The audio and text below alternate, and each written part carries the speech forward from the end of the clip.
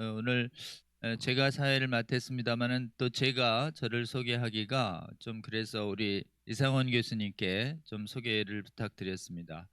오늘 제가 강의 드릴 내용은 동성애 차별금지법 저지를 위한 교회의 대책이라고 하는 이런 강의입니다. 제목을 보시면은 네, 이 PPT를 한번 띄워주시면 좋겠습니다. 지금 차별금지법의 그 이제 핵심 목표가 있습니다.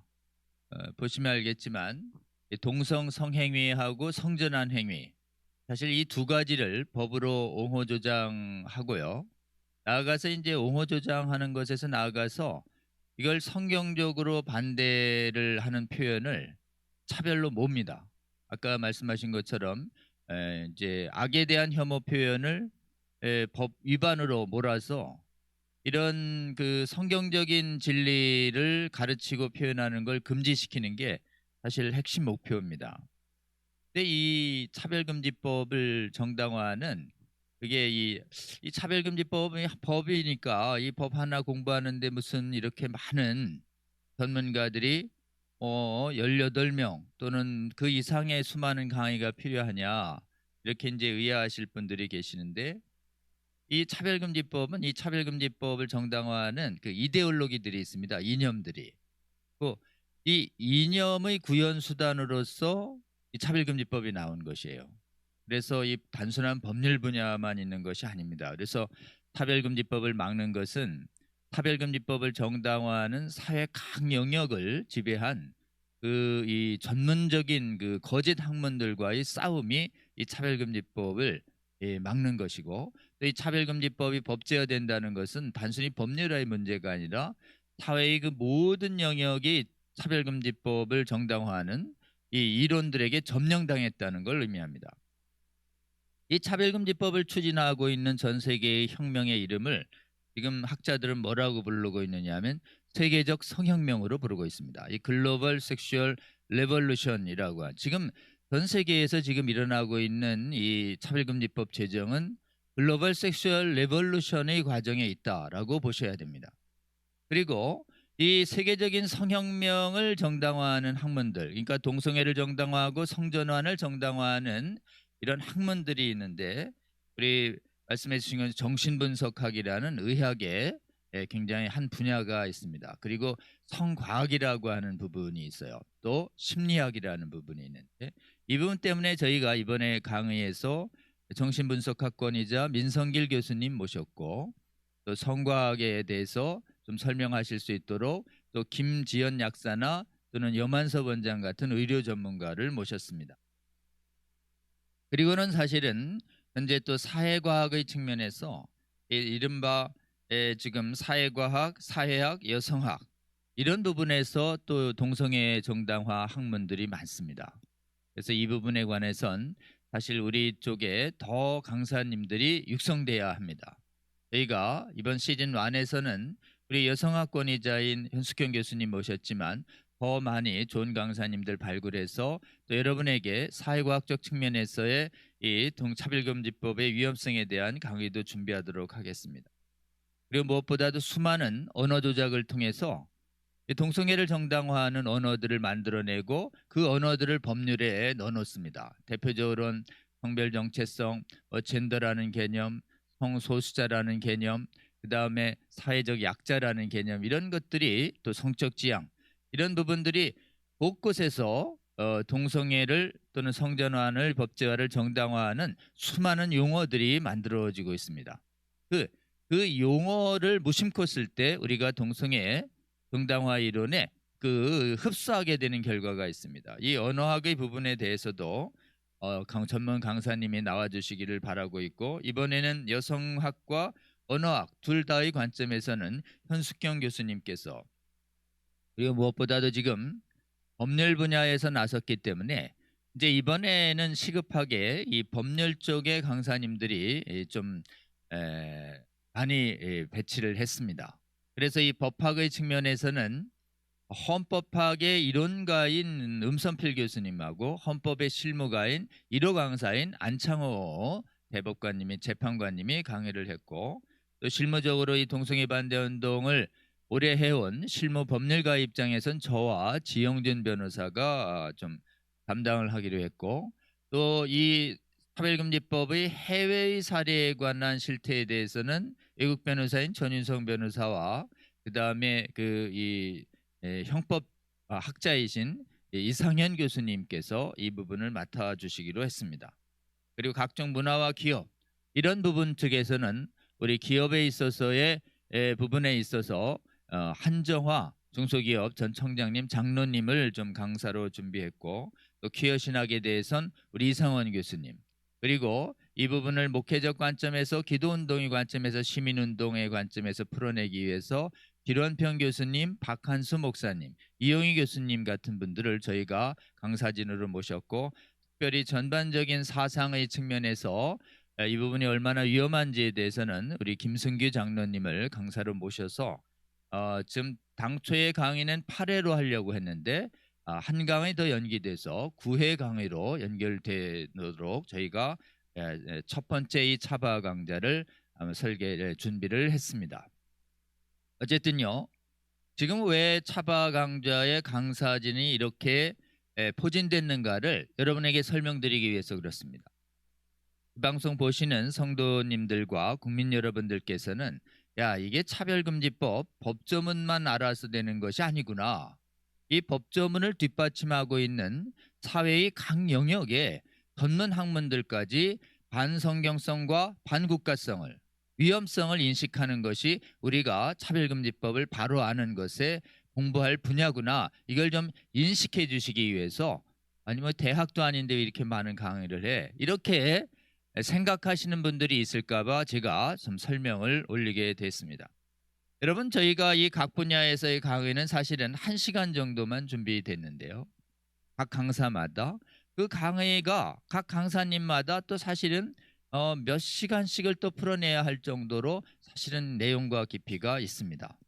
그래서 우리 일반적으로는 성도님들께서는 위험성을 인식하고 이거를 속지 않을 정도는 인식하시면 되겠지만, 또 이 방송을 바라보고 계시는 목회자님들과 각 분야의 평신도 중에 전문 학문의 영역에서 종사하시는 성도 여러분, 여러분 잘 아실 것입니다. 여러분이 종사하시는 전문 영역에서 얼마나 동성애 정당화 이론이 점령하고 있는지를, 그래서 그 분야에서 성경에 기해서 동성애를 반대를 하려고 할 때 그 분야에서 얼마나 사실은 지성계나 학문계에서 고립을 각오하고 도롱을 각오해야 하는지 저희들은 충분히 짐작을 할 수 있습니다. 그러나 여러분, 지금 이 시대는 이 차별금지법을 막기 위해서는 법만 막아서 되는 것이 아니라 이 법을 뒷받침하고 있는 학문이 법을, 정당성을 뒷받침하고 있는 지지대이기 때문에 그 전문 학문을 쓰러뜨려야 합니다. 그래서 그 전문 학문을 쓰러뜨리기 위해서는 우리 목회자님들뿐만 아니라 지금 제가 언급한 동성애 정당화 이데올로기, 성혁명을 정당화하는 이데올로기의 각 영역에서 평신도의 사역자들이 일어나서 그곳을 지배하고 있는 거짓 학문들과 맞서는 학술 활동이 일어나야 합니다. 복음적 학술 활동이 일어나야 하는 것입니다. 도롱을 받아도 복음적 학술 활동을 전개해야 할 때가 지금이라고 저는 굳게 믿습니다. 그래서 이 차별금지법 바로 알기 아카데미의 강의와 내용은 사실은 아주 기초입니다. 이 기초를 기초로 해서 여러분께서 그 분야의 전문성을 가지고 연구해 주셔서 그 학문 분야에서 동성애 정당화의 지배적인 거짓 학문군과 맞서서 복음적인 전문성을 드러내는데 이 거룩한 사역에 동참해 주시기를 이 기회를 들어서 부탁드리고 싶습니다. 법률 분야에서 이게 구현된 것이 인권법학 차별금지 법리론입니다. 그래서 저는 오늘 제 강의는 이 법학 분야에서의 차별금지 법리가 무엇인지 설명드리고, 이 법리의 핵심 내용이 얼마나 반성경적이고 반국가적이고 실제로 잘못된 것인지 간략하게 한번 설명드리도록 이렇게 하겠습니다. 차별금지법의 핵심 이론은 악에 대한 성경적 반대 표현, 이걸 혐오 표현으로 봅니다. 악에 대한 성경적 반대 표현을 금지시키는 이론입니다. 그래서 먼저 차별금지라고 하는 이 용어부터 여러분에게 좀 풀어드리겠습니다.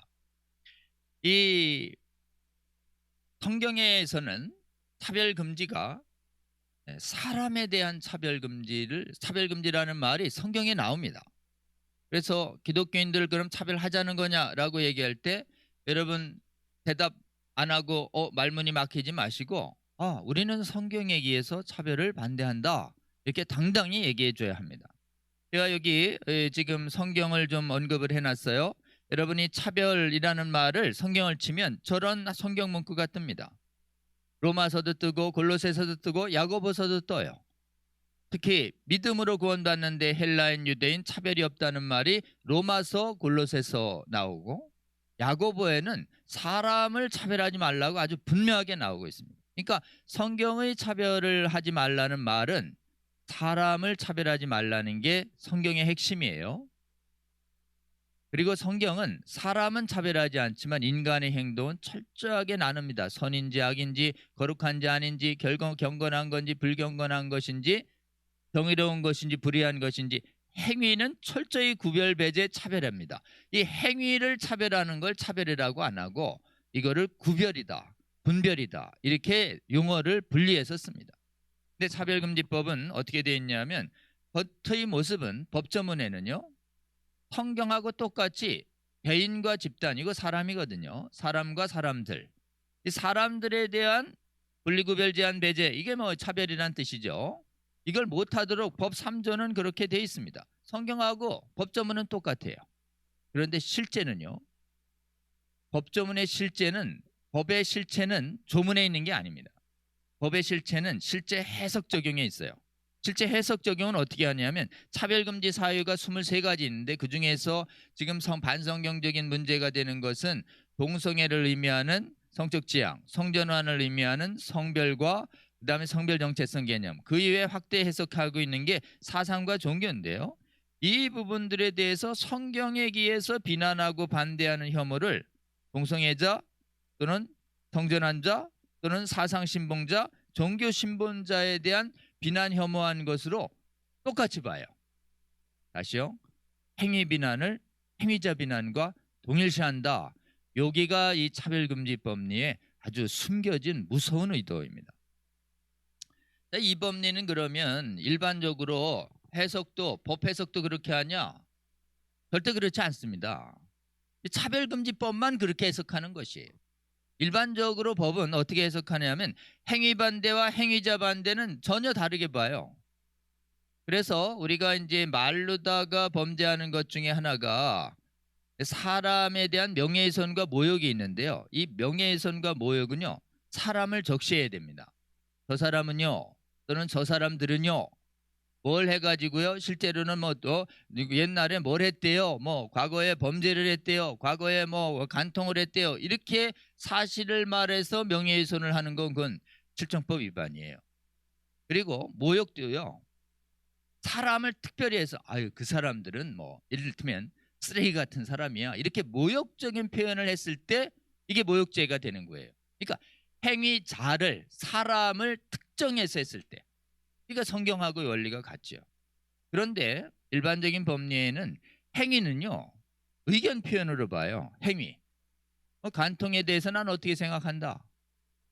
좀 저 사람의 뭐 도둑질에 대해서는 어떻게 생각한다. 또는 동성애에 대해서 어떻게 생각한다. 이런 것들은 전부 뭐예요? 의견 표현으로 봅니다. 이건 완전히 달리 봐요. 그래서 행위자에 대한 비난은 법에 의해서 금지시키지만 일정 경우에 행위에 대한 비난은 의견 표현으로 전혀 금지하지 않는 것이 일반 법리예요. 이 일반 법리와 차별금지 법리는 완전히 다르게 하는 것이죠. 이렇게 되면 어떻게 되는가 하면 결과가요. 성경적인 악과 죄나 잘못된 행동에 대해서 성경의 진리를 가지고 미워하고 그 악행을요. 혐오하고 비난하고 이런 것들이 법으로 금지되는 것이에요. 왜냐하면 그거를 행위자 비난으로 막 몰고 가니까. 그러니까 결과적으로 어떻게 되느냐. 동성애 비난은 동성애자 비난. 성전환 비난은 성전환자 비난. 사이비 이단 비난은 사이비 이단 신자 비난. 공산주의 주체사상 비난은 공산주의자 주체사상 신봉자 비난. 뭐 이런 식으로 막 사람을 몰고 가는 이론이 차별금지법의 핵심 법리다. 여러분 이걸 인식하시면 좋겠습니다. 그럼 이제 아니 변호사님 어디에 그러면 어느 법조문에 동성애 성전환 반대가 금지되게 돼 있습니까? 이렇게 물어볼 때 우리는 법조문으로 정확하게 찍어서 알려줘야 합니다. 그리고 이제 바로 전에 이 동성애를 의미하는 조항은 법 제2조 제4호에 있어요. 법 제2조에 있어요. 2조 4호에 동성애, 성적 지향 이런 것들은 동성애가 들어간다 이렇게 금방 빠져알 수 있어요. 근데 성전환을 의미하는 조항이 어디 있나요? 이래 물어보면 없어요. 성전환이란 용어가. 근데 성전환이란 용어는 풀어보면 뭐를 얘기하냐면 성을 내가 선택하겠다 이런 뜻이에요. 아까 얘기한 우리 교수님이 얘기한 인간의 그 인지를 가지고 성을 결정하겠다 이런 의미니까 결과적으로 어떻게 나오냐면 남자 여자 이외에 분류할 수 없는 성이라는 거라든지 성별에 관한 자기인식 타인인지성과 불일치 요 2조의 1호 3호라는 이 조항이 성전환을 의미하는 조항이다 이렇게 보시면 됩니다.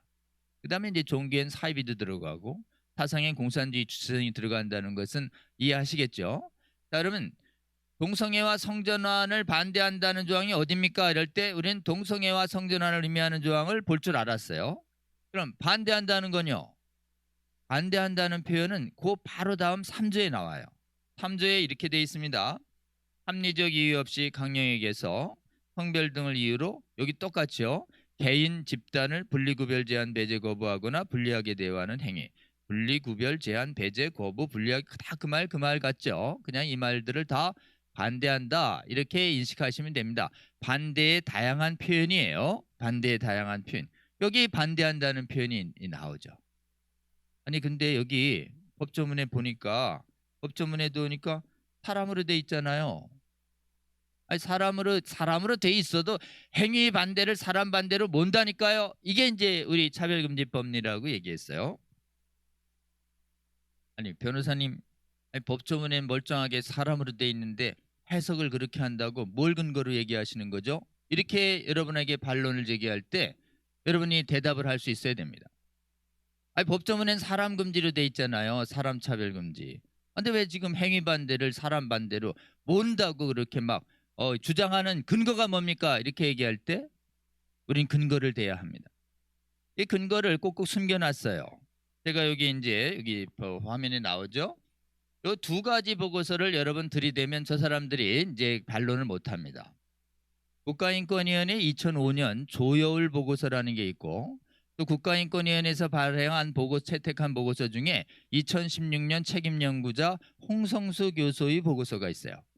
그리고 대법원이 지금 현직 대법원장님께서 국제인권법 연구회 회장 시절에 개최한 두 번의 학술대회가 있는데 두 번 다 특히 두 번째 학술대회에서 차별금지법이 기조발제됐는데 거기의 논문에도 들어가 있어요. 그 논문에 뭐라고 돼 있냐면 이런 게 차별이다. 이런 것이 성소수자 차별이다. 이렇게 예를 들어놨어요. 그 예를 들어난 것의 표현을 제가 읽겠습니다. 동성애가 비정상이라는 상담, 이성애가 정상이라는 상담, 동성애를 윤리 도덕 문제로 다루려는 시각, 남자와 여자가 결혼하는 것이 정상이라는 표현. 한번 여러분 잘 보세요. 여기 사람이 나옵니까? 사람 없잖아요. 전부 인간의 행위에 대하여 이런 생각과 가치관을 표현하면 안 된다라는 거로 돼 있잖아요. 보세요. 여기 요거를 이렇게 말하면 뭐로 본다는 거예요? 법에 금지된 합리적 이유 없이 개인과 집단을 이 개인은 성소수자 개인과 집단을 분리주별 제한 배제 거부 불리한 대우 행위로 보겠다. 이렇게 보는 거예요. 아시겠죠? 근거가 어딨냐? 그러면 보고서하고 논문이요. 이렇게 얘기하시면 됩니다. 근데 여기 한번 보시면 이상하게 성경이 동성애를 죄나 악한 행위로 정하고 있다는 내용이 예시에서 없죠. 아주 마일드한 표현은 차별로 봤는데 성경에서 지금 말하고 있는 우리 1000만 개신교인과 수백만 카톨릭이 믿고 있는 성경에서 말하고 있는 동성애는 죄입니다 라고 하는 표현이 여기 없잖아요. 아니 여기 동성애 죄라는 표현이 없는데 차별 아닌가? 어떠세요? 여러분 더 완화된 표현이 차별로 돼 있어요. 비정상. 근데 죄라는 건 차별일까요? 아닐까요? 아예 훨씬 부드러운 것도 차별이면 정확한 표현도 차별로 보겠죠. 이치상. 왜 빼내들까요? 명확하게 차별로 볼 텐데. 성경을 믿고 있는 한국 사회의 1,000만 이상의 성도들에 대한 저항을 두려워해서 이걸 살짝 빼놓은 것으로 추정하고 있습니다. 한번 다음 장 보시면은, 아니 이건 국가인권위의 보고서잖아요. 저 정의당안이 나오기 전에. 아니 국가인권위원회에서 오래전에 10년 전에 나온 거, 5년 전에 나온 게 지금 정의당안하고 뭔 관계가 있죠? 혹시 이렇게 묻는다면 여러분은 대답을 해줘야 되겠죠? 대답을 이렇게 하시면 됩니다. 국가인권위원회의 차별정의 조항의 법조문 표현하고 지금 정의당안과 새롭게 나온 평등법안의 차별정의 조항이 거의 같아요. 국가인권위원법의 차별조항하고 지금 2020년에 제안된 정의당 안과 준비되고 있는 국가인권위원회의 평등법안의 차별조항이 표현이 거의 같습니다. 표현이 의뢰되어 있습니다. 성별 등을 이유로 특정한 사람을, 이게 법조문이에요. 국가인권위원회는.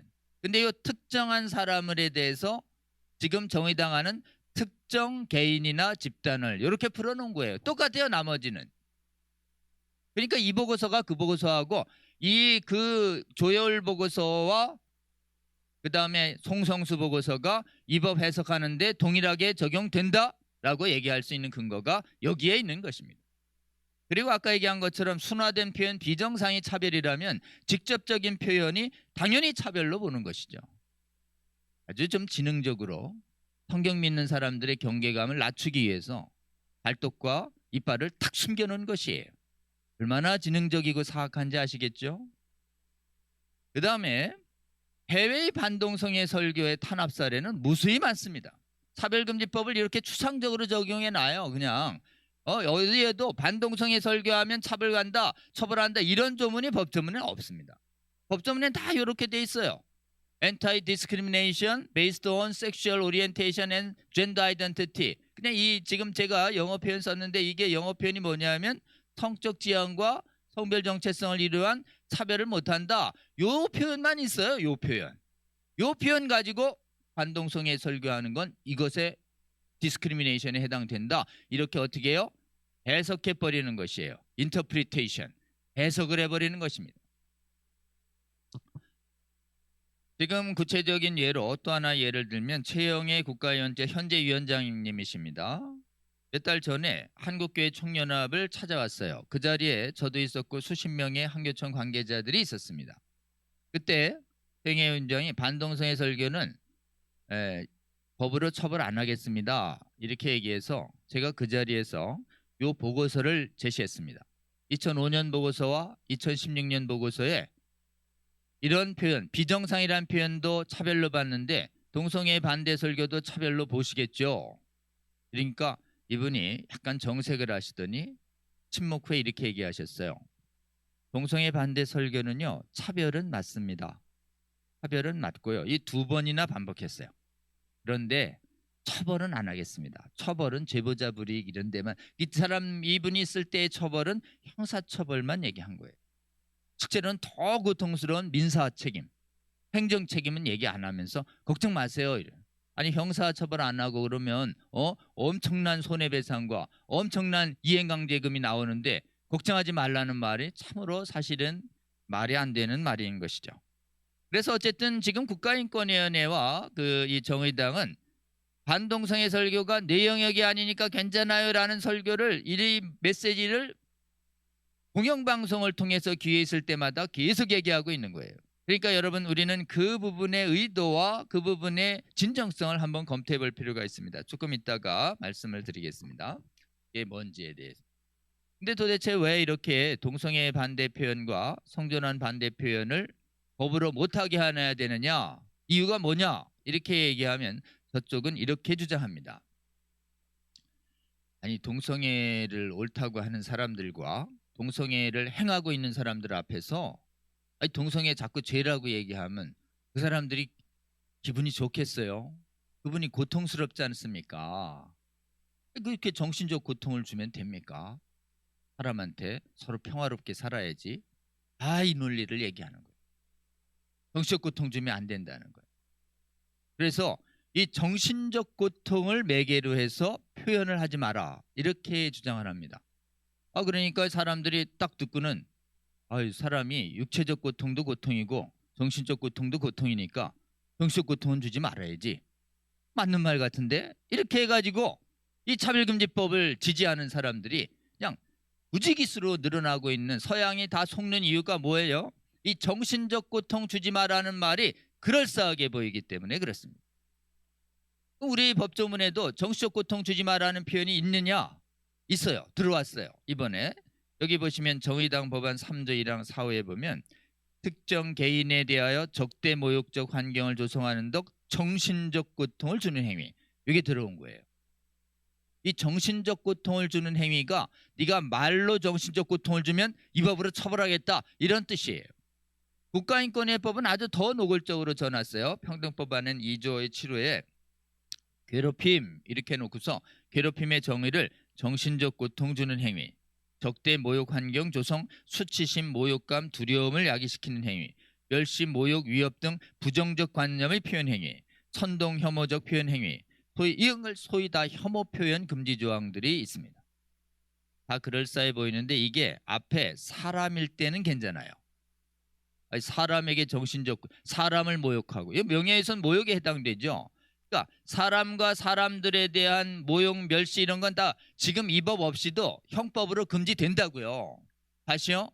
사람에 대한 모욕, 멸시, 위협, 협박 이런 거 다 지금 형법으로요. 지금 형법으로 사람을 멸시하잖아요. 모욕하잖아요. 모욕죄예요. 위협하잖아요. 협박죄예요. 명예훼손 하잖아요. 명예훼손죄라고요. 그러니까 이 법 없이도 사람을 이렇게 하는 건, 이렇게 해서 정신적 고통을 주는 건 안 돼. 근데 행위는요. 행위는 현행형법으로 무제한이라니까요. 아까 얘기한 것처럼 가치관 표현이고 의견 표시니까.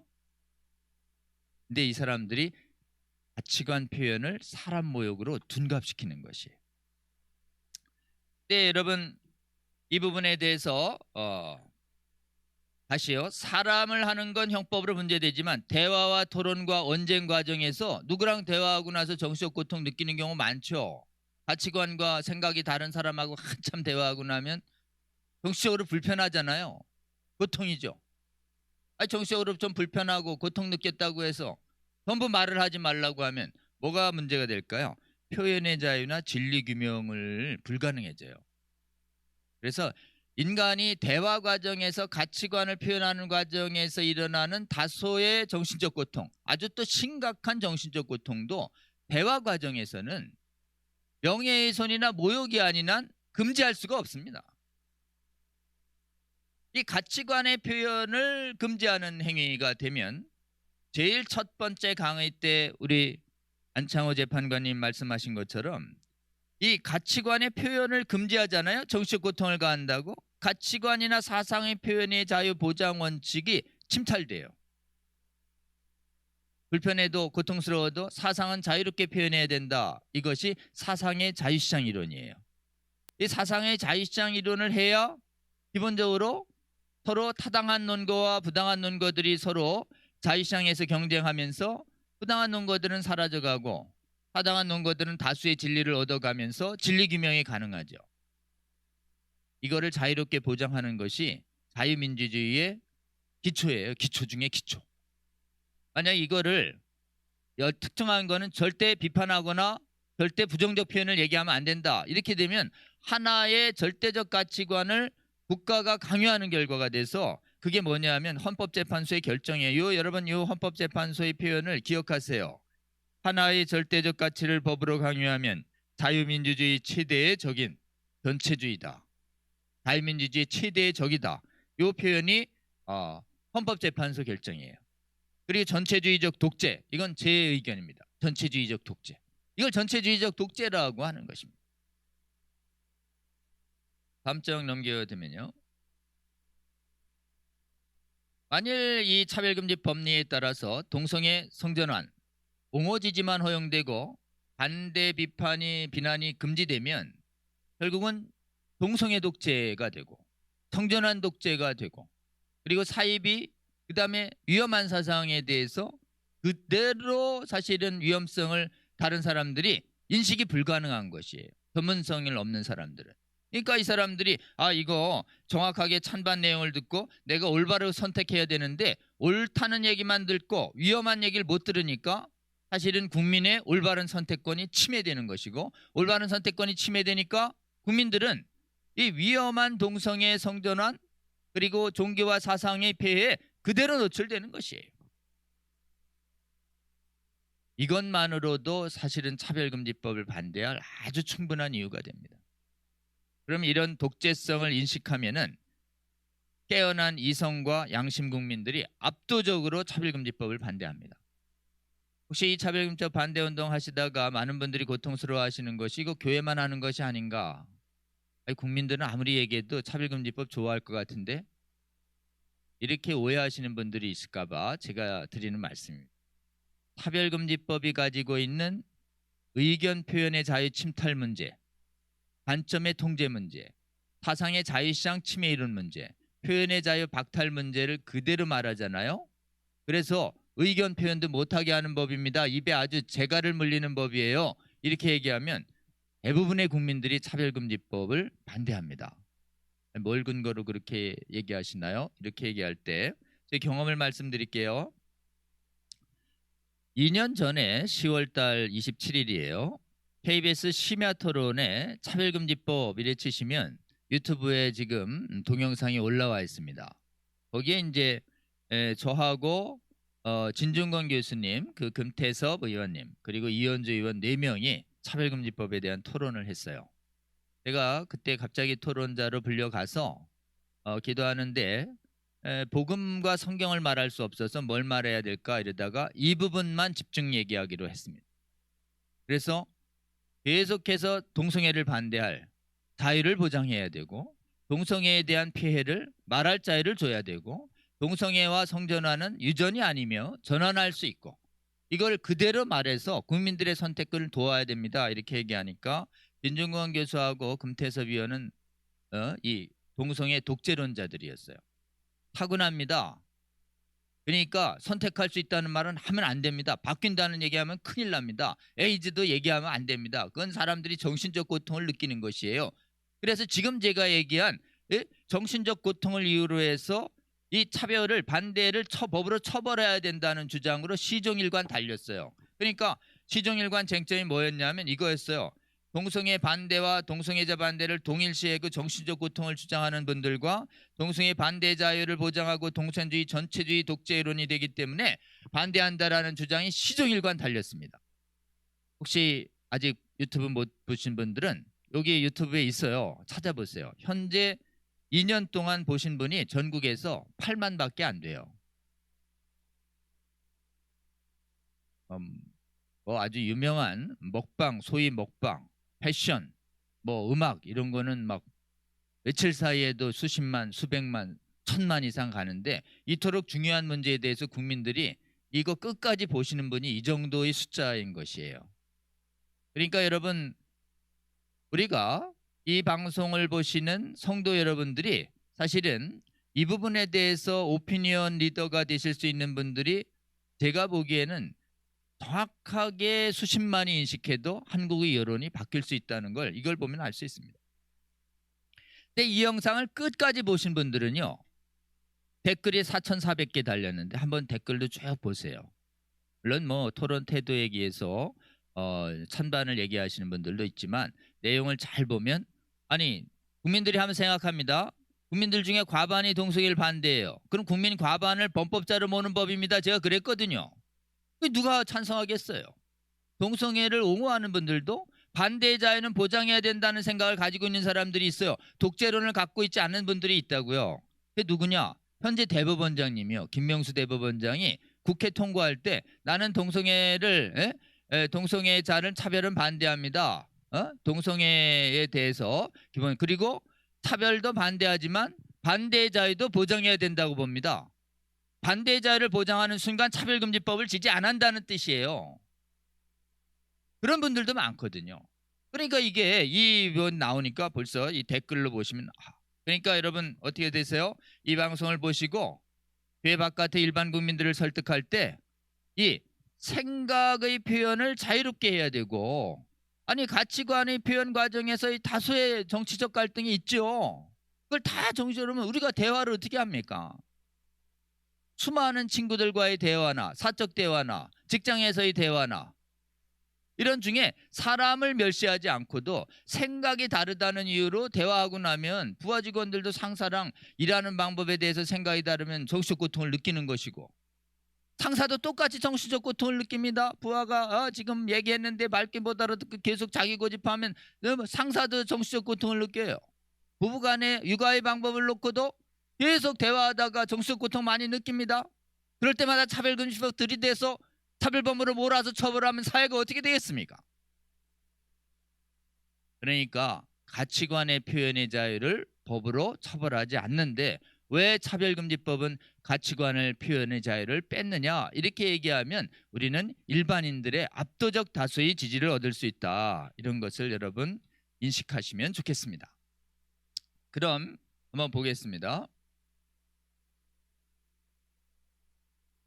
혐오 표현 금지론을, 정신적 고통 금지론이 얼마나 반성경적인지도 한번 말씀드려 볼게요. 성경에 하나님이 진리를 선포하고 가르침을 주면 하나님의 진리나 하나님의 거룩한 삶에서 멀어졌던 사람들은 정신적으로 굉장히 고통을 받습니다. 진리가 선포될 때. 그래서 통회하고 상한 마음을 갖게 되죠. 근데 시편을 보면 하나님이 인간이 진리 앞에서 통회하고 아프게 회개하고 마음이 완전히 무너졌을 때, 정신적 고통을 느낄 때 하나님은 그거를 굉장히 멸시하지 않으시고 구원의 길을 여시고 살피신다는 거잖아요. 그래서 하나님은 진리를 통해서 우리가 정신적 고통을 받길 원하시는 것이에요. 다시요. 진리를 선포함을 통해서 거짓된 삶을 살았던 분들이 정신적 고통을 느끼고 돌아오기를 바라는 것이 우리 하나님의 뜻이라는 것이 성경에 보면 아주 명확합니다. 그리고 예수님이 음행한 여인에게 기본적으로 지금 진리를 선포했을 때 그 자리에 섰었던, 여기 죄 없는 자가 먼저 쳐라 그랬을 때 어린이부터 어른에 이르기까지 다 양심의 가책을 느꼈다라고 표현돼요. 양심의 가책이 이게 정신적 고통이에요.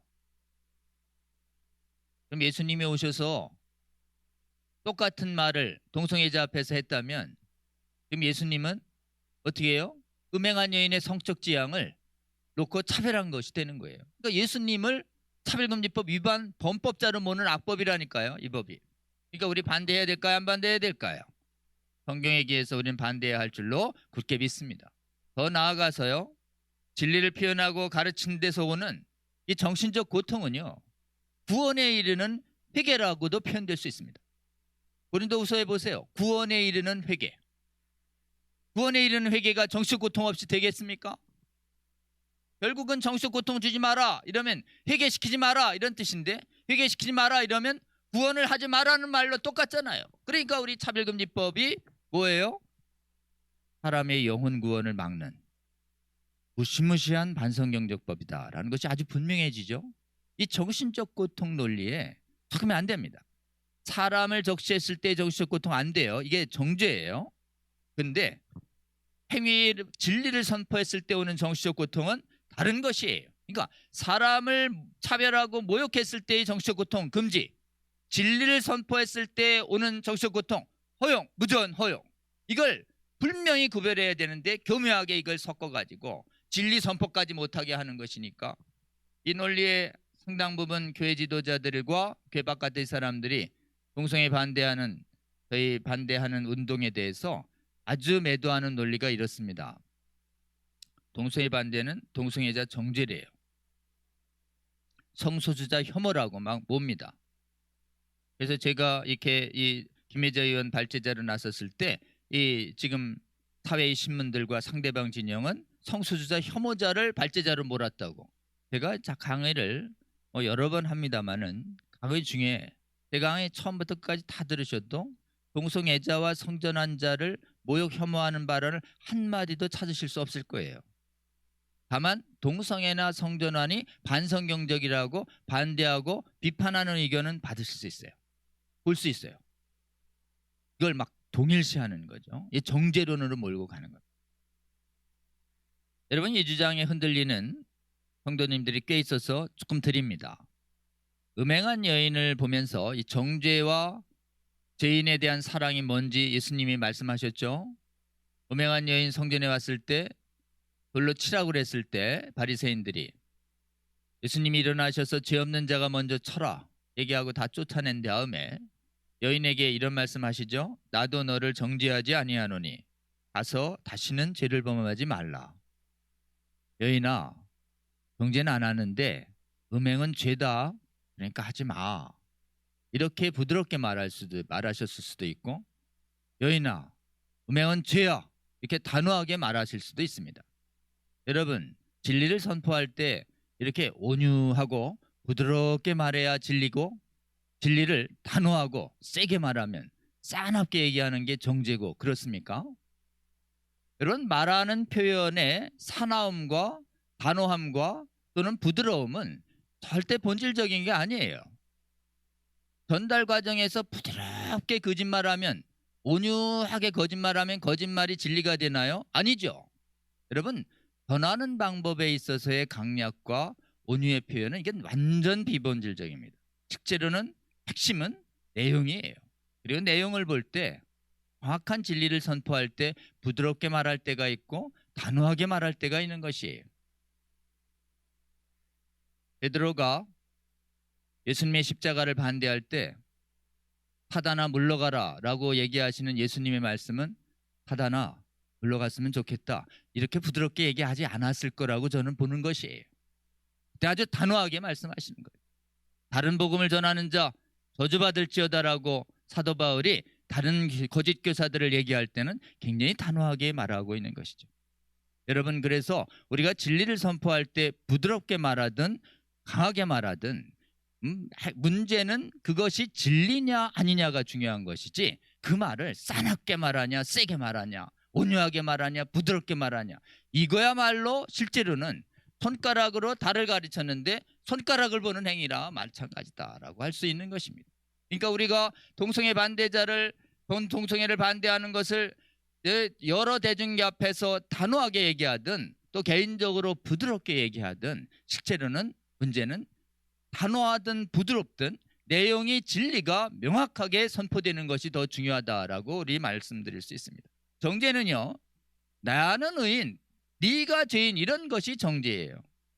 나도 죄인, 너도 죄인이다 이렇게 얘기하는 건 진리 선포죠. 그리고 예수님이 말씀하십니다. 예수님의 죄인 사랑은 죄는 죄라고 말하고 죄로부터 돌이키게 하는 것이 죄인에 대한 사랑이죠. 아주 쉽습니다. 우리의 자녀들이 엇나갈 때 그건 잘못된 죄다. 돌이켜라. 이렇게 얘기하는 것이 부모의 사랑이지 괜찮아. 있는 그대로 받아줄게. 이렇게 얘기하면서 죄진 애들을 위로하고 죄 있는 상태에서 돌이키라는 얘기 없이 그냥 무조건 품어주고 절대 성경적이지 않죠. 그리고 아이들을 사실은 오해하게 하는 죄에 대한 경계감을 없어서 오해하는 행위다라고 할 수 있습니다. 그래서 여러분 보시면 성경은 악과 불의에 대해서 하나님의 거룩한 혐오 표현이 무수히 많죠.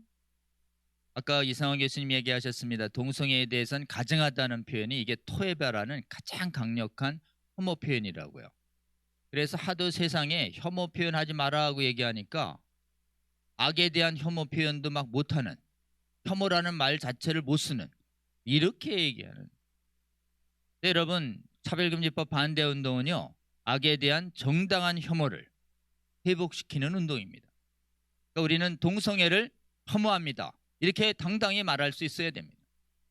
다시요, 동성애자를 혐오하는 게 아니에요. 동성애자는 사랑하지만 동성애는 성경의 말씀대로 혐오합니다 이렇게 말할 수 있어야 돼요. 근데 이 혐오합니다라는 말이 주는 저항감 때문에 우리가 동성애는 반대합니다 이런 표현을 완화해서 하려고 하는 마음으로 밀릴 정도로 지금 혐오 표현 금지로는 아주 프레임에 걸려든 것이에요. 그러니까 이 표현이 얼마나 반성경적이냐. 성경에 보면요, 악을 선하다고 선을 악하다 하는 사람들은 화 있을진저. 이사야서죠. 동성애를 제가 죄라고 선하다고 하고 괜찮다고 얘기하는 거 안 된다는 것이에요. 그리고 동성애를 죄라고 얘기하는 이 진리 선포를 악하다고 하는 거 아니겠습니까? 결국은 이 이사야서 5장 20절에 말하는 강력한 화를 경고한 표현이 막바로 제가 보기엔 차별금지법이라고 보는 것이에요. 그리고 여호와를 경외하는 것은 악을 미워하는 것이다라고 잠언에는 아주 명확하게 나와 있습니다. 다시요. 네가 정말 당신이 예수 하나님의 말씀이에요. 진정으로 나를 경외하냐? 그러면 나에게 예배도 드리고 내 말도 순종하지만 악을 미워하라는 것이에요. 동성애를 혐오하는 것이 여호와를 경외하는 것의 하나다라고 하는 것이 잠언상 아주 분명하지 않습니까? 거룩하는 행실과 배역한 일과 악한 행실을 미워하는 이라. 또 로마서에도 보시죠. 사랑엔 거짓이 없어요. 그리고 거짓말하면서 사랑한다 그러면 안 되죠. 동성애 괜찮아. 나 동성애자 사랑해. 이게 동성애자 사랑하는 게 아니죠. 거짓말이니까요. 동성애는 죄야. 그런데 난 널 사랑한다. 이렇게 말해야 그게 진정한 사랑이다라고 하는 것이 로마서 아주 명확합니다. 12장 9절에. 악을 미워하라. 그리고 아모스서도 마찬가지예요. 너희가 살려면 악을 미워해라. 선을 사랑하는 것보다 더 먼저 나오는 게 아모스 5장 15절이에요. 악을 미워해 먼저. 그리고 성문에서 정의를 세워. 이 성문이 오늘날의 성문이 국회죠. 국회에서 정의를 세우고 정의를 세우니 불의한 차별금지법을 세우지 마라고 하는 것이 이 아모스서가 오늘날 우리에게 주시는 말씀으로 받아야 할 줄로 저는 굳게 믿는 것이에요. 그러니 차별금지법 얼마나 반성경적입니까? 악을 미워하라는 말을 지키지 못하게 하는 법이고 여호와의 경외를 막는 법이고 나라를 살리는 걸 막는 법이기 때문에 그렇습니다. 그리고 성경을 가르치되 악을 미워하고 동성애를 미워하고 음행을 미워하는 거 다 빼고 가르치라고 하니까 이게 어떻게 돼요? 다른 복음이 되는 것이죠. 여러분 성경 말씀 가르칠 때 성도들이 좀 불편할 것 같은데 듣기 좀 불편할 것 같으니 이거 빼야지 이러면 계시록을 기억해야 됩니다. 계시록 22장 19절. 성경은 은혜로운 말씀보다 무시무시한 심판의 경고 말씀이 더 많습니다. 근데 그 말 다 불편하다고 빼버리면 이른바 이단 신학, 번영 신학 되는 것이에요. 자기개발 신학 되는 것이죠. 그래서 이 계시록의 말씀입니다. 누구든지 말씀에서 이 기록된 말씀에서 뭘 빼면 하나님이 생명나무와 거룩한 성에 참여할 것을 그 뺀 사람을 뺄 것이다 라는 말이 이 성경의 마지막의 경고입니다. 여러분 이제 우리는 이 차별금지법을 성경적으로 어떻게 바라봐야 될까요? 이 성경적으로 볼 때 퀴어 신학과 차별금지법은 특히 퀴어 신학이요. 하나님의 말씀으로 동성애나 음행을 정당화합니다. 이 퀴어 신학과 차별금지법을 수용한 교단과 국가들을 보면요. 실제로는 차별금지법을 찬반으로 분열되고 여러분 좀 심각하지만 또 이 강의를 듣고 있는 외국에 계신 분들은 정확하게 아실 텐데 유럽과 북미요. 신학교에서요. 동성애가 괜찮다는 신학이 더 권위를 회복해 갔어요. 더 영향력을 확보해 갔다고요. 그래서 동성애가 괜찮다라고 하는 퀴어 신학을 받은 분들이 교권을 장악합니다. 어디 교권을 장악했냐? 영국의 성공회, 독일의 누터교, 한국에 가장 영향을 준 미국의 장로교, 그리고 감리교예요. 다 쪼개졌어요. 그러니까 교권까지 장악하니까 복음주의적으로 동성애를 반대하는 교단 지도자들과 교회 지도자들과 성도들이 다 뛰쳐나와서 별도의 교단에서 예배를 드리는 현상들이 일어나고 있습니다. 여러분이 퀴어 신학을 받아들이는 교회의 모습은 진짜 영적으로 심각합니다. 여기 보시면 알겠지만 이 거룩한 강단에서요. 하나님의 말씀인 동성애는 죄입니다. 이 말씀이 선포되는 게 아니라 오늘날 동성애는 죄가 아닙니다라는 하나님 말씀 아닌 것을 선포해요. 강단에서. 그 다음에 또 뭐라고 얘기하냐면 나 동성애에 파트너가 있어요 라고 하는 이른바 남성 동성애자 게이, 여성 동성애자 레즈비언이 목사로 임명됩니다. 하나님이 토해내시겠다라고 하는 동성결혼을 주례를 서달라고 하면 그 주례석상에서 하나님이 가정에서 토해내겠다는 동성 결혼을 앞두고 거룩한 하나님의 이름과 아들 예수님 이름과 성령님의 이름으로 동성애를 축복한다니까요. 어디가요? 지금 서양에 저기 계신 지금 여기 언급한 성공회 루터교 PCUS의 감리교가요. 여러분 이렇게 되면 교회가 동성애를 앞두고 찬반으로 쪼개지고 찬반으로 쪼개지면 차별금지법은 여지없이 통과됩니다. 그럼 이 퀴어 신학은 뭘까요? 동성애가 죄가 아니라고 하는 인간의 생각을 하나님의 말씀처럼 전하니까 하나님께서 가장 안타깝게 생각하시고 진노하실 대상임이 성경에 명확합니다. 인간이 자기 생각을 하나님 말씀처럼 전하는 사람들의 하나님은 굉장히 강하게 진노를 표현하십니다. 거짓 선지자들이요. 하나님 말씀을 왜곡되이 풀어내는 바리새인 율법학자들이요. 복음에 대해서 자기의 할 일도 해야 될 것 같은데 다른 복음을 전하는 거짓 교사들에 대해서 하나님은 다 화 있을진저 저주받을지어다 경고하는 것이에요. 그러니까 사실 퀴어 신학과 차별금지법은 성경에 비춰보면 뭐예요? 이 시대의 거짓 교사, 이 시대의 거짓 법률가, 이 시대의 거짓 선지자예요. 거짓 선지자를 어떻게 대하라는 것에 대해서 하나님의 예수님이 이 땅에 오셔서 7장 15절에 말씀하셨습니다. 여러분 우리는 이 차별금지법 어떻게 막아야 되는가? 7장 15절을 기준으로 대응해서 이겨야 할 줄로 저는 굳게 믿습니다. 이 7장 15절에 예수님이 이렇게 말씀하셨어요. 거짓 선지자들이 너희에게 나올 것이다. 근데 양의 옷을 입었을 거야. 근데 잘 삼가라 이렇게 돼 있습니다. 근데 이 삼가가요. 만나지 마, 절교해 이런 뜻으로 보이는데요. 그렇지 않습니다. 영어 NIV 버전에 보면 watch out 이렇게 돼 있어요. 잘 살펴. 뭘 살피냐 하면 겉옷과 속을 살피란 말이야. 그래서 겉옷은 양의 옷이야. 그런데 속은요 노략질하는 일이래요. 그리고 또 이어서 계속해서 여러 절을 거짓 선지자를 살피는 법을 얘기하는데 열매를 봐. 나무를 열매를. 그래서 나쁜 나무는 얇은 열매가 멎어가니까 거짓 선지자들이 맺는 나쁜 열매를 보거라. 그래서 속지 마라. 열매로 그들을 알 것이다. 여러분 그러니까 우리의 대응은 뭘까요? 거짓 선지자와 같은 차별금지법은 잘 살피는 길이 예수님의 말씀을 따르는 방법입니다. 성경적인 방법이에요. 그래서 잘 살피는 게 뭐예요? watch out. 그래서 속지 않는 것이 미혹되지 마라. 그래서 저희 강좌 이름이 차별금지법 바로 알기 아카데미예요. 이 바로 알기라는 것은 삼가 잘 살펴서 바로 알아가지고 기본적으로 속을 잘 살피고 열매를 잘 살펴서 속지 않는 성도들과 국민들이 되면 거짓 선지자들에게 따라가지 않는다 이런 취지죠. 그래서 사실은 이 바로 알기 아카데미 삼가하는 방법이 어떻습니까? 공부 안 하고 살필 수 있는 방법이 있나요? 겉만 딱 보고 아우 뭐 직감적으로 공부 안 해도 알아 이러면 상당히 위험한 거죠. 사실은 동성애 정당화 이론이 학문으로 세상을 공부시켜서 세상의 정신을 낚아챘듯이 우리도 제대로 하나님의 말씀과 하나님의 말씀을 드러내는 진리를 학습해서 동서의 저쪽에 뺏긴 영혼들을 구해내야 하는 것입니다. 그래서 사실은 이 전쟁은 거짓과 진리의 전쟁이고 사실 이 전쟁은 공부의 전쟁입니다. 다시요. 이 전쟁은 공부의 전쟁입니다. 유감스럽게도. 그래서 정확하게 공부하는 분들이 구원받고 그리고 잘못 공부하는 사람들이 미혹되는 것이에요.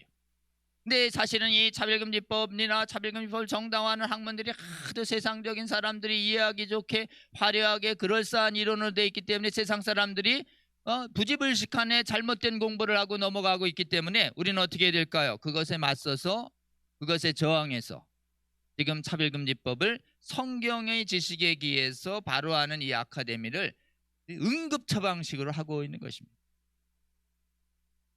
그래서 이게 굉장히 소수인데도 하나님의 은혜로 채널 공유 운동을 하나님이 열어주셔서 단기간에 사실 이번에 누적 주회소가 수십만이 이른다는 것은 이 강좌가 수백 개 수천 개 열리는 효과가 있습니다.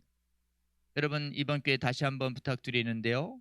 이 방송을 바라보고 계시는 우리 성도 여러분 교회의 교회 채널이 꼭 채널 공유 운동에 물려주셔서 그 채널 공유에 물려주시면 이 강의가 그 여러분의 그 영적 양식인 교회 채널에 업로드돼요. 그 업로드되면 여러분들이 언제든지 시청할 수 있습니다. 그러니까 여러분의 교회의 성도들을 깨어내는 것이죠. 노략질하는 1위가 실체입니다. 그럼 노략질하는 1위가 뭘 노력하는가를 한번 좀 보면 노략질이 4가지를 합니다, 여러분. 첫 번째가 자유요. 그러니까 아까 얘기한 신앙, 양심, 학문, 표현의 자유 4가지 자유를 마련한다는 것이 아까 우리 안창호 재판관님이 설명해 주셨죠. 그다음에 육체적 건강, 보건적 폐해가 있어요. 정신적 생명, 이거는 의료 전문가와 정신분석학 전문가가 오셔서 여러분에게 설명해 주실 거예요. 근데 노략질의 대상이 이번에 차별금지법은 세계 유례 없이 형사뿐만 아니라 무제한의 재산 손해를 발생, 징벌적 손해배상과 이행강제금이 뭐 무제한이에요. 그래서 막 집단 소송을 제기하면 수백 수천억이 제기될 수 있도록 교회의 재산을 다 뺏을 수 있도록 하는 대상이 수행됐습니다. 이게 재산도 뺏어갑니다. 치료비도 뺏어가지만 여러분 더 노략질의 핵심 대상이 뭘까요? 우리는 자유가 뺏기면 큰일 난다고 생각하고 건강이 뺏기면 큰일 나죠. 정신도 그렇죠. 돈 뺏기면 가장 민감하지만 실제로 하나님의 관점에서 가장 예민한 것은 영혼이죠. 영혼. 이 거짓 선지자들의 피해에 대해서 우리 예수님의 하나님께서 에스겔서 13장 19절에 이렇게 말씀하십니다. 너희들이 내 이름으로 거짓말을 지어냈기 때문에 내 백성이 너희들의 말을 고지 들어서 죽어가지 아니할 내 백성들의 영혼을 죽이는도다. 여러분, 이 거짓 선지자의 최대 폐해는 영혼을 노략질합니다. 하나님 나라에 들어갈 수 있다, 남색 탐색해도 막 이런 거짓말이 도니까 사도 바울이 고린도전서 6장 9절에 뭐래요? 단호하게 불의한 자는 하나님 나라에 못 들어간다고 아주 경고하지 않습니까? 여러분, 그래서 이 차별금지법을 막는 운동은 무슨 운동이에요? 영혼을 구하는 운동입니다. 다시요, 영혼을 구하는 전도 운동이어야 합니다. 그러니까 다른 복음을 전하는 것도 중요하지만 지금 거짓 복음인 차별금지법, 정당화, 거짓 학문들이 많은 이 시대에, 거짓 복음이 있는 시대에 참 복음인 성경에 기해서 차별금지법을 막는 진리는 이게 이 시대에 필요한 복음이라고 저는 굳게 믿습니다. 여러분, 그래서 이 차별금지법 아카데미에 참여하고 이걸 공유하는 운동이야말로 이 시대에 절실히 필요한 선교 운동이라고 저는 굳게 믿는 것이에요. 여러분, 이 영혼을 구하는 이 거룩한 사명에 함께 계속 동참해 주시기를 바랍니다. 그리고요, 저쪽에 이제 이렇게 얘기합니다. 차별금지법 혐오표현 조항 없다는데 있다고 했죠. 교회 내 반동성의 설교, 처벌 안 된다, 감옥 간다, 이게 이제 저쪽의 교란 전술인데요. 여러분, 교회 내 설교가 아니라 내 영역은 그럼 처벌하겠다는 것이에요. 내 영역이 무섭습니다. 그러니까 교회 내가 문제가 아니라 내 영역이 더 문제다, 이렇게 얘기해야 되고, 교회 내는요 안전한 것 같죠? 교회 내로 피하세요, 안전합니다, 이렇게 얘기하지만 실제로 우리가 보니까 절대 안전하지가 않아요. 그리고 형사처벌 안 됩니다, 이렇게 얘기하지만 더 무거운 건 민사행정이에요. 그러니까 교회 내 설교가 형사처벌 되냐, 감옥 간다냐, 가짜뉴스냐, 막 이거 따져보자, 이게 상대방의 교란 전술인데 실제로 우리는 교회 내가 아니라 내 영역이 더 문제고 형사처벌이 문제가 아니라 이행강제 민사소송이 더 문제다라고 하는 이 문제로 반응을 해야 저쪽의 교란 전술에 넘어가지 않을 수가 있습니다. 그리고요, 교회 내 설교 안전하지 않다, 정의당도 얘기하고 국가인권위원장도 얘기하고 아마 일부 이번에 청와대에 다녀오신 교회 지도자님들도 대통령도 이런 취지로 말했다는 얘기가 들리고 있습니다. 근데 여러분, 교회당 내 설교 안전하지 않다, 교회당 내에서 괜찮아요라는 주장에 우리 쪽 진영 일부도 좀 흔들린다는 얘기도 있습니다. 그래서 우리 복음법률가의 학자들과 실무가들이 한 8, 9명이 모여서 이 문제를 토론했어요. 근데 절대 안전하지 않다고 결론 내서 이 9명의 학자들 이름으로 다 교회 내에 알려드렸습니다. 여러분, 안전하지 않아요. 이유가 있어요. 시설 이용에 해당합니다. 시설은 이게 건축물에 해당돼요. 예배당 안에서의 설교는 시설 이용으로 딱 포섭됩니다. 두 번째는요, 문화 공급에도 해당될 수 있어요. 문화, 종교기 때문에. 그 다음에 영역이 없는 곳이 있어요. 영역. 문화나 시설은 이게 다 경제 영역에 포섭될 수 있고요. 그 다음에 영역이 없는 곳이가 표시행위와 광고행위가 있어요. 표시와 광고가 이어진다고 볼 수도 있고 표시에서 끊어진다고 볼 수도 있어요. 혹시 누가 묻거든 이 학자들 중에 최대건 교수님, 그 다음에 음선필 교수님, 명재진 교수님, 이상현 교수님, 이 교수님들이 이름을 쫙 댔고, 그 다음에 그 다음에 조배숙 변호사님, 지영준 변호사, 박성재 변호사, 이런 분들이 이름을 댔어요. 누가 위험하다 그러냐 그러면 저 사람들이요 이렇게 얘기하세요. 저희들이 책임지겠습니다. 여러분 위험할 때 법률가들은 좀 욕을 먹어도 위험하다고 얘기해 주는 것이 도리입니다. 100% 확신하지 않는 한 안전하다는 말은 굉장히 비상식적인 말이에요. 자, 위험합니다. 위험하니 어떻게 해요? 피할 곳이 있다 없다? 없다예요. 내 영역이 문제다라고 하는 이 내 영역은 이제 저뿐만 아니라 이후에도 이제 많은 이 헌법학자님들이 여러분에게 말씀드릴 거예요. 첫째, 고용 영역에서의 동성애 반대, 성전환 반대, 이단 반대, 반성 반대 금지돼요. 고용이 얼마나 넓습니까? 그리고 아까 입학도 마찬가지죠. 그 다음에 또 하나요. 경제 영역이요. 특히 여기 문화에 해당되고요. 그리고 특히 SNS와 방송 서비스 이거 전부 이 경제 영역의 규제에 해당됩니다. 교육 영역이요. 모든 교육기관에서 동성애 옹호 교육만 하고 반대 교육은 못해요. 성전환 옹호 교육하고 반대 교육 못해요. 이것이 시행된 나라의 성전환 희망자들이 1000% 수천 %씩 폭증한다는 것이 영국과 스웨덴의 결과예요. 여러분 무엇보다도 이 교육 영역의 폐해, 우리의 거룩한 자녀들이 음행에 오염됩니다. 우리 거룩한 자녀들이 영생을 잃어요. 여러분 우리 자녀들을 살리기 위한 차별금지법 반대운동 전국의 학부모들 다 일어나야 합니다. 여러분 우리는 곧 하나님의 부르심을 받겠지만 우리 자녀 세대는요. 우리가 이거 못 막으면 우리 자녀 세대들이 어떻게 되겠습니까? 우리가 하나님의 도움을 구하시면서 꼭 막아내는 저와 여러분 되시기를 주님의 이름으로 호소드리고 싶습니다. 국가 영역에서도 모든 행정 영역에서도 금지됩니다. 그리고 영역 없는 표현도 다 급관돼요. 그래서 영역에 해당되지 않아도 적용될 수 있는 영역이 있습니다. 이 내 영역이 사실은 사회의 전 영역이고 내 영역이 아니어도 표시행위와 광고행위로 언제든지 포섭할 수 있도록 해놨고 형사 제재 보세요. 무시무시합니다. 세계에서 제재가 가장 강력해요. 일부러 형사는 제보자 불이익으로 싹 낮춰놓고 더 무거운 돈으로 막 3천만 원 무제한 수억 수십억 수백억 수천억이 가능한 징벌 손해배상은 완전히 열어놨고 실제로는 입증 책임도 전환돼서 승소는 100% 보장되게 돼 있고 필요하면 국가재정으로 소송도 지원하도록 돼놨어요. 그러니까요. 국가의 재정으로 변호사도 부과돼서 엄청나게 교회를 공격할 소송이 양산될 것입니다. 핵심 대책으로 정리하고 마치겠습니다. 여러분 차별금지법의 반성역성 반국가성의 실체를 먼저 첫 번째 잘 살피는 운동이 일어나는 것이 1번이에요. 그게 바로 뭐예요? 차별금지법 바로 알기 아카데미 참여해 주시고 이 채널을 교회에 공유하게 합니다. 그래서 강연, 세미나, 자료, 동영상 집회를 계속 개최해서 여러분 이게 단순한 게 아닙니다. 차별금지법을 정당화하는 많은 반성경제의 학문을 철저하게 살펴야 합니다. 누구부터요? 성도들 1천만이요. 그러니까 이게 지금 교회 채널부터 먼저 공유하는 운동을 하는 것이에요. 교회가 먼저 깨어나고 나머지 4천만 국민이 다 깨어나면 교회에 깨어내는 방법은 요즘은 제일 많이 보는 게 유튜브이기 때문에 유튜브 채널 공유 운동이 교회를 깨어난 성도들이 이 깨어난 국민들을 깨우고 국민들이 통치자들을 깨우는 순서로 가야 정상입니다.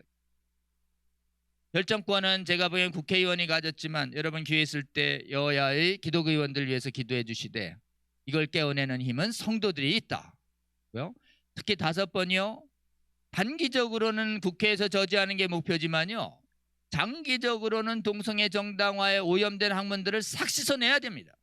그러니까 각 분야의 의학, 심리학, 여성학, 사회학, 언어학, 법학 각종 문화 영역에서 동성애에 오염된 문화와 학문들에게 맞서는 평신도 사역자들이 활발히 일어나서 학술활동과 저술활동이 일어나야 합니다. 그리고 나서 이걸 완전히 막아내는 건 이렇습니다. 아우 이제 귀에 딱지가 들리네요. 이제 알아요. 이제 안 속아요. 이런 국민들과 성도들이 1000만 5천만 되면 이기는 것이에요. 근데 뭐 공부 안 했는데 좋아 보이네. 이런 분들이 있다. 이러면 우리는 계속 가르쳐야 하는 것입니다. 그렇게 해서 완벽히 막아내서 한국에서는 차별금지법 더 이상 해도 아주 성공 못한다. 이렇게 될 때 우리는 이걸 기회로 다른 나라도 도와줘야 합니다. 그리고 이 공유운동을 세계적으로 좀 확산시켜 주셔야 되고 그 다음에 특별히 이걸 아신다면 정확한 성경의 진리와 지식을 입을 열어서 듣든지 안 듣든지 선포해 주셔야 합니다. 말해 주셔야 그것이 그들의 영혼 속에 들어가서 그들의 거짓을 끊어내서 거짓의 노예로부터 해방시키는 것이에요. 조롱을 감수하며 이 차바 강좌를 통해서 들은 성경적 진리와 지식을 담대하게 세상을 향해서 선포하는 저와 여러분 되시기를 주님의 이름으로 호소하고 싶습니다. 그다음에 마지막이요. 이게 제일 중요합니다. 하나님이 힘이 없으셔서 차별금지법을 막아주시지 않은 것이 전 아니라고 생각합니다. 그리고 이것은 절대 우리가 주님의 말씀대로 이렇게 열심히 배우고 열심히 전파해도 하나님이 도우시지 않으면 이번 못 막습니다. 여러분, 그래서 우리가 하나님께서 도와주시도록, 특히 누구를요? 우리를 살려주시고 우리 자녀들을 살려주고 우리 조국을 살려주고 특히 세계교회를 살려달라고 우리 꼭 기도하시는 저와 여러분 되시면 좋겠습니다. 그래서 사실은 이 차바 강좌는 결국은 뭘로 연결돼야 되느냐? 대대적인 기도운동으로 연결돼야 되고, 여러분, 우리 기도를 하나님이 들으실 수 있도록 기도하는 자가 먼저 거룩해져야 합니다. 기도하는 자가 먼저 통해야 하는 것이에요. 그래서 저희 운동에 기도 강사님들을 모시는 이유가 바로 그것에 있습니다. 저희 차바의 핵심 목표는 여러분이 이론과 토론에 능하신 분들이 되는 것이 아니라 이 법의 이 강좌를 듣고 깨달음을 얻으시거든 하나님께 합당한 기도를 올려드리는 새벽교회, 금요교회 언제까지요? 1000만 성도 깨어나고 5천만 국민 완전히 깨어날 때까지. 대한민국을 왜 하나님이 도와주셨냐라고 혹시 누가 하나님 앞에 가서 물을 때 대한민국의 성도들이 가장 간절히 회개하며 기도했다라고 하는 이 증거를 받을 수 있도록 그때까지 하나님의 도우심과 은혜로움을 구하는 기도를 끊지 않는, 기도를 쉬지 않는 저와 여러분 되시기를 주님의 이름으로 호소드리고 싶습니다. 기도하고 마치겠습니다. 하나님 감사합니다.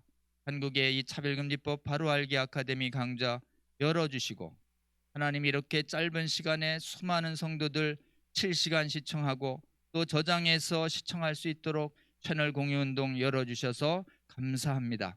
하나님 이 방송 들은 모든 성도들 성령으로 충만하게 하여 주시고 이 차별금지법이 얼마나 하나님을 대적하고 교회를 파괴하고 조국을 망가뜨리며 우리 자손들을 우리의 자녀들의 영생을 받는 법이 분명히 알아서 미혹되지 않는 성도들 국민들 되게 하여 주시고 대한민국이 전 세계 최초에서 차별금지법을 막아내는 거룩한 나라 될 수 있도록 주여 은혜 베풀어 주시옵소서.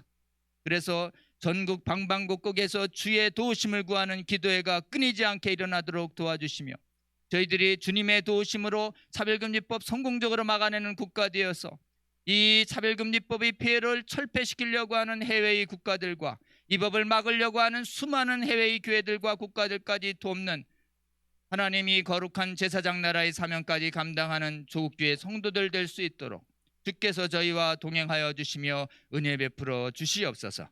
예수 그리스도의 이름으로 기도합니다. 감사합니다.